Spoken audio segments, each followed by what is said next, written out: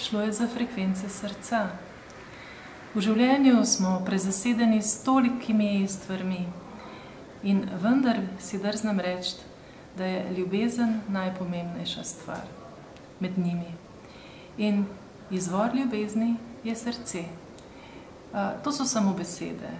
In če bi želeli začutiti, zakaj pravzaprav gre, bi si morali vzeti nekaj trenutkov, začutiti področje srčnega predela in se morda spomniti na kakšen dogodek, ko smo bili ljubljeni ali smo nekoga ljubili.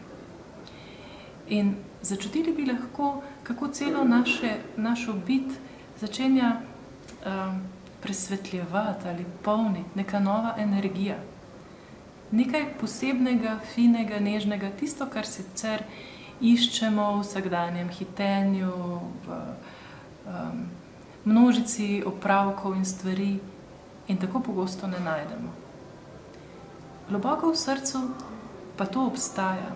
In zanimivo, da znanstveniki slabo desetletje odkrivajo v srcu določene zakonitosti, za katere do zdaj niso vedeli oziroma so jih pripisovali samo možganom. Vsi vemo za možganske valove in kako delujejo na različne načine. Tudi srce ima specifično valovanje in ko pridemo v stik s tem valovanjem, to vpliva na celo našo bit.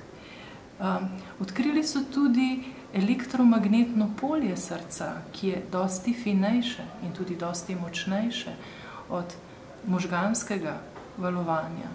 In še odkrivajo poseben hormon oksitocin, za katerega so bili do zdaj prepričani, da ga proizvajajo samo možgani, zdaj pa odkrivajo, da ga proizvaja tudi srce.